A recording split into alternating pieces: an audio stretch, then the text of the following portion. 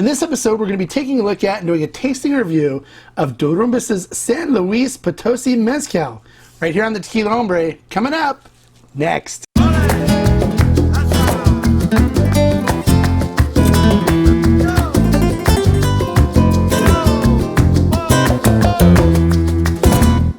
Hello and welcome to this episode of the Tequila Hombre. We're going to be taking a look at and doing a tasting review of Derrumbes San Luis Potosi Mezcal.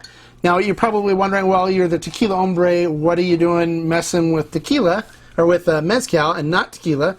Well, I've had quite a few people that have messaged me through the channel that are tequila drinkers that wanted to explore mezcals. And this is a mezcal that is a good entry-level mezcal because it supposedly has minimal smoke.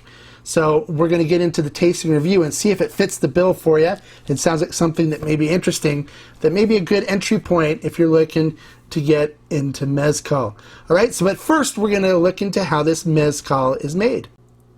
All right, Derrumbes San Luis Potosi is made by master distiller or mezcalero Juan Manuel Perez.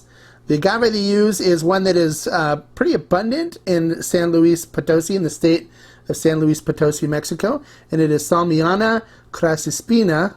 That is what they're most well known for the mezcals that come out of there, of using Salmiana.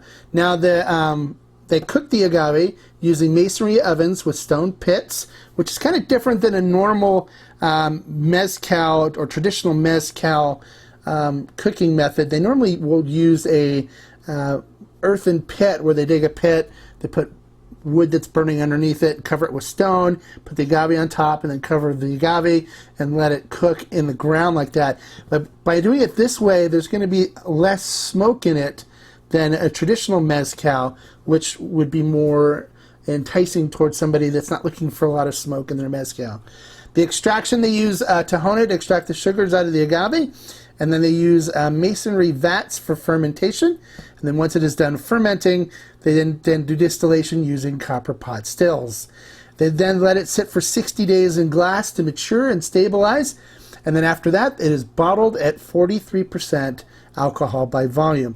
The lowest price I've been able to find this for online is $39.96. Well, there you go. That's how the mezcal is made. It looks like it should be pretty good. So let's get into how it tastes. All right, and now for the tasting portion of the episode, I'll be using the Rito Stazel nosing glass. This is the Mezcal High Proof Edition for anything over 40% alcohol. So we'll go ahead and pour some into the glass and see what we got. Get the cork off. Oh, nice pop to it, nice tight cork fit. You don't have to worry about evaporation, and it is an artificial cork, which is good too, which means you can keep it on your shelf and not worry about it disappearing on you. All right, put some in our glass, and we'll seal it back up again. And then let's do our little swirl here and see what we get, what it looks like. Let it open up a little bit, and we'll see how it coats the glass. Okay, looking at it, how it coats the glass, it's got some nice legs and tears forming on the glass. So you can see the, there it goes. You can see the tears coming down on the legs. So it's going to have a nice, coat the mouth nicely, have a nice buttery mouthfeel to it. And then looking at the mezcal, now this is a Joven, or it looks like Joven in English, which means it is unaged, which is pretty much the same as a Blanco for tequila. So it's very crystal clear, looks solid. All right, let's see what we get on the nose. On the nose, you definitely get that cooked agave sweetness coming through. And then kind of a little bit of sour fruitiness coming through on it as well. Definitely has some vegetal notes like peppers, like bell peppers. A little bit of funkiness to it, like not a bad funkiness, but kind of like a blue cheese, like a funky cheese kind of smell. I'm picking up a hint of mint on the end of it. It smells really interesting. It's complex. There's a lot to it.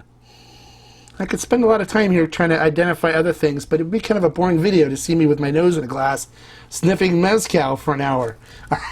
So let's get into how this thing tastes.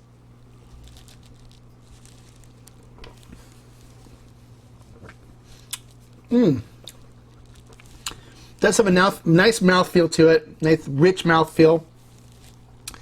Definitely getting cooked agave up front, followed by little sour fruitiness. And then the vegetalness comes next, so I'm getting kind of like jalapeno pepper that comes through on it. And then a little bit of like bitterness, like anise, which tastes like black licorice. And then it goes to a mintiness there as well. And then a little tad bit of vanilla on the finish. I kind of like the finish. It makes me want to take another sip and explore this some more. I'm not going to see if I get any smoke from it, really. And honestly, I'm not detecting any smoke at all. So if you're looking for a mezcal with little to no smoke, this would fit the bill very nicely. This is a really nice sipping tequila. It's pretty complex. There's a lot to it, as I described when I did the tasting there. And the price is great for just under $40. So I highly recommend it. So what do you think? Did my aromas and tasting notes sound good to you? Does it sound like a mezcal you want to try? Have you tried Derrumbes de San Luis Potosi? I'd love to hear what you think and if my tasting notes matched yours. So please comment below and let us know. Don't forget to give us a like on the video. And more importantly, don't forget to subscribe. I've got some other great reviews coming up of some other tequilas and mezcals that we're going to be doing, as well as our giveaways. You can't win any of our giveaways unless you subscribe. And if you look back at a couple of videos back, you can get in on the giveaway for that, which should be happening here in the next week or two. So make sure you subscribe so you can take advantage of those. Until our next time, like I always say, with a little twist, life is too short to drink bad mezcal. Salud.